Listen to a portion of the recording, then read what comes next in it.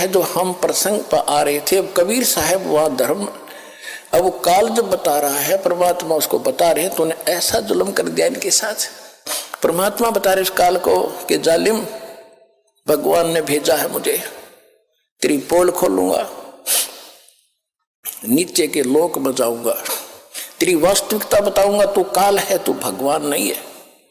असली परमात्मा को तूने छुपा दिया, खुद भगवान बन बैठा। परमात्मा का आदेश है, मैं ऐसा मंत्र लेकर आया हूं, उनको नाम दूंगा, ज्ञान दूंगा और यहां से सबको पार करवाऊंगा। ये आदेश है भगवान का। तो पहले तो वो काल भयंकर होगा। अब कोई देखो पुण्यात्मा, ये तो यही चक्कर पड़ रहा है।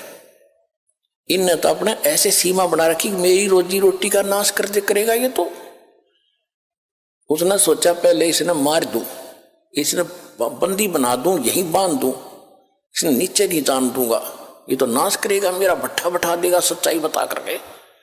तो पहले तो उसने खूब झपट्टा मारा, जैसे चिड़िया के ऊपर बाज झपटता है कि आजा, पहले तुझे संवारता हूं मैं भी। तो परमात्मा अपनी प्यारी आत्मा धर्मदास जी को बता रहे हैं, 600 वर्ष पहले आए थे, वो वाणी में लिखी हुई है कि धर्मदास को कहा कि धर्मदास, जब उसने मुझे मारने के लिए अपना चला मेरी तरफ भयंकर रूप बना के, तो मैंने सतनाम का सुमन कर दिया।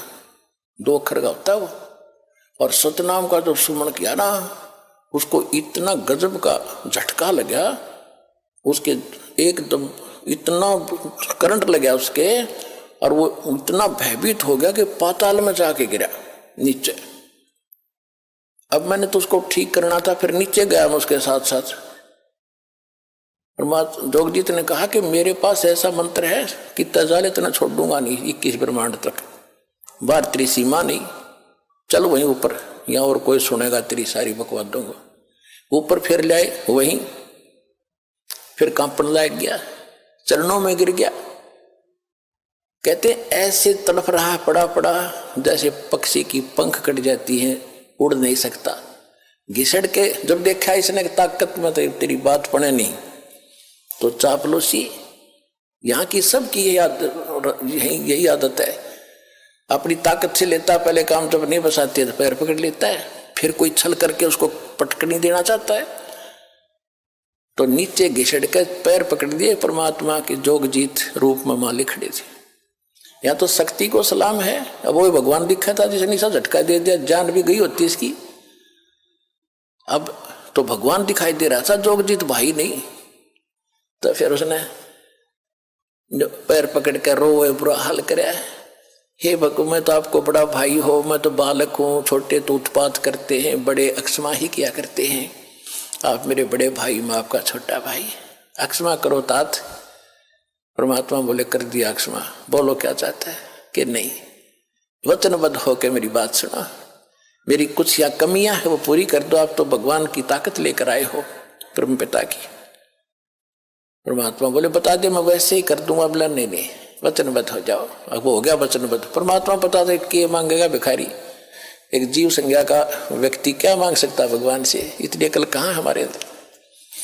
कहने लगा जी ऐसे कर, वचनबद्ध हो गया, खड़ा हो गया। फिर कहने लगा जी क्या करोगे, नीचे ऐसे करना, देखो मुझे श्राप लगा हुआ है और 1 लाख जीव मुझे खाने पड़ते हैं, अगर आप अभी ले गए सबको तो मैं भूखा मर जाऊंगा, कुछ दया करो मेरे पे, एक कृपा करना, 3 युगों में जीव थोड़े ले जाना, और 4था युग जब कलयुग आवे तो कितने ले जाना, मैं आपसे प्रतिज्ञा करता हूं।